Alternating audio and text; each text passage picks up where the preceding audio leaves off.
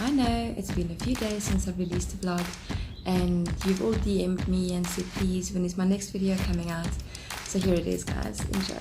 I'm gonna pop some tags. Only got $20 in my pocket. I'm hunting, looking for a come up. This is fucking awesome. Today I want to talk to you about the various signs that you can identify if you have borderline personality or not. One of the biggest symptoms that I have heard and have experienced are, or is the fear of abandonment, which definitely stems from childhood.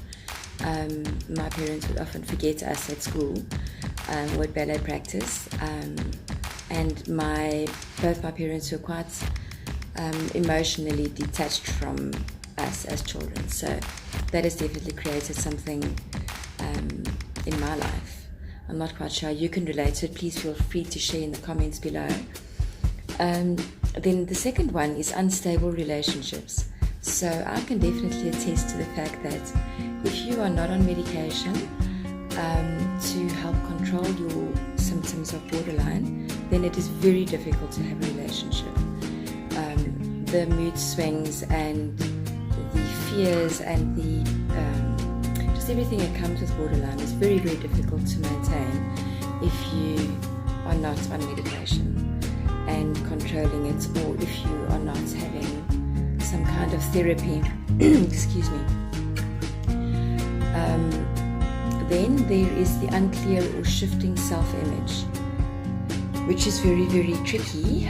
Some days you may see yourself as being perfect, and other days you are just feeling like the worst person on earth. So I think that that's something that definitely gets spoken about in treatment, is how to reaffirm your belief in yourself, your way that you see yourself. Stop criticizing yourself, stop thinking that you're bad and that you're wrong all the time. Then impulsive and self-destructive behaviors is definitely another aspect that we need to address. I've got years and years of self-harm behind me that started at the age of 4. So my borderline was definitely triggered by an episode that happened in utero with my mom being pregnant with me, which I'll share with you guys on a later video. Sorry, I get nervous when I talk about it. So yes, self-harm started for me in just hurting myself and taking pleasure in hurting myself. And as I got older, it grew up into, or evolved into cutting and burning myself just for punishment, or to make the pain inside that I was feeling go away. Or it felt if I could make myself hurt on the outside, it would somehow take away the pain that I was feeling inside or in my mind. Then there's extreme emotional swings and mood swings, which I can personally attest to the fact that if you do go onto medication, as I have, then you're still a fully functional adult, but your mood swings are not so erratic. I can definitely see, and so can my partner, when my meds are out and I haven't reordered, or I've been slack about ordering, which I really am, but I'm getting better. We can see a definite difference. If I haven't taken my meds, my mood swings are like a freaking roller coaster. It's insane, and it's very scary. So I must say, even though being on meds, sometimes I also feel it. But then I find other ways to self-soothe. Self-soothing is something that I've really found to be very effective. Personally, for me, I love swimming, and we are blessed enough to have a pool. I enjoy swimming because I just enjoy the feeling of the water, and it's just me, and I can just go underwater and I can just feel the water on my skin, and I can feel better. If you don't have a pool, then showering helps. I've read in quite a few books and articles that showering is very, very good for you to self-soothe. Another one that I've also shared with you guys is colouring in, which is one of my favourites, and it sounds so like the, but it really helps. Another one is listening to music. You won't believe it, but I'm a huge heavy metal fan, so if I'm angry and I need to just get it out, then I listen to metal. Other than that, if I listen to any other music that helps me soothe and just block everything out, including my thoughts, great way. And then there are, of course, chronic feelings of being empty, of not being enough. These are things that you really have to work on. I went through my entire life feeling not being enough, feeling like I wasn't good enough, I wasn't pretty enough, I wasn't thin enough, I wasn't clever enough. So whilst these are signs of borderline, they are definitely influenced as well by the way that you were raised and the relationships that you have been involved with as you mature and grow older, and who you choose to surround yourself with. I mean, if you're going to be on meds and you're constantly hearing how crap you are and what a piece of shit you are, it's just going to worsen it, and no amount of meds can take that away. So be very, very careful who you surround yourself with, and who your friends are. I know my dad always used to say to me, you are defined by your friends, and it's very true.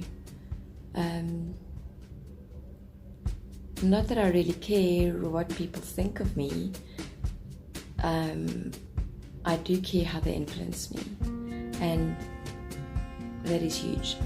So the friends that I choose to keep in my life and the people that I choose to keep in my life definitely have to help me be better as a person and want to strive to do more, to be better, to in my fitness, to work out harder, in my dancing, to learn more choreography, in my art, to be more expressive, in my way that I choose to educate myself, to strive for more, my business.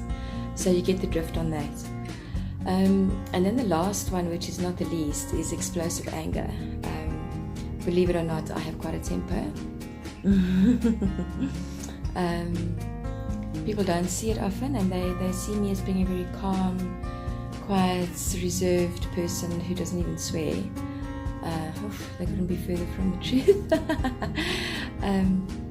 But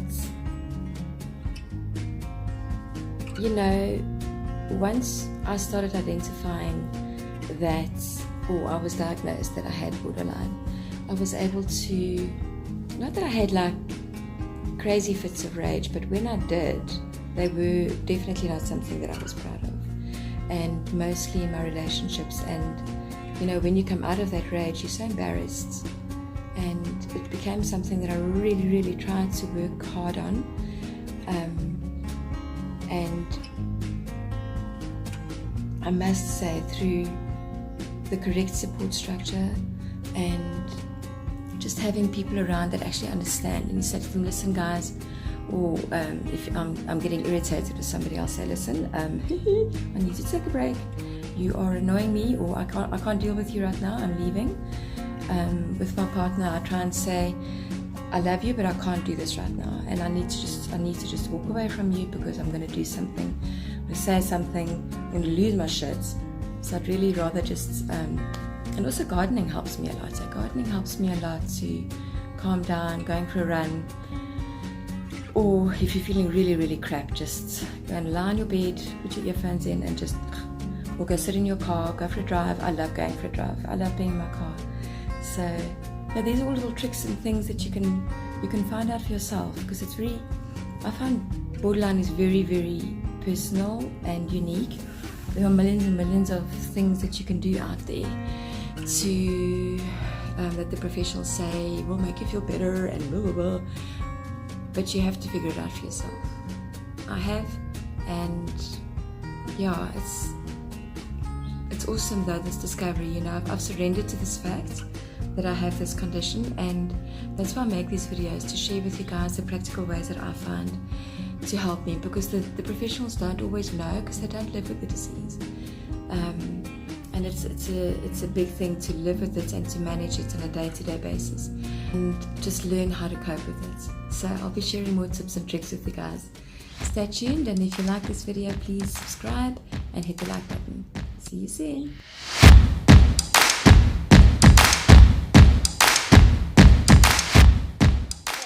I'm gonna pop some tags. Only got $20 in my pocket. I'm hunting, looking for a come up. This is fucking awesome.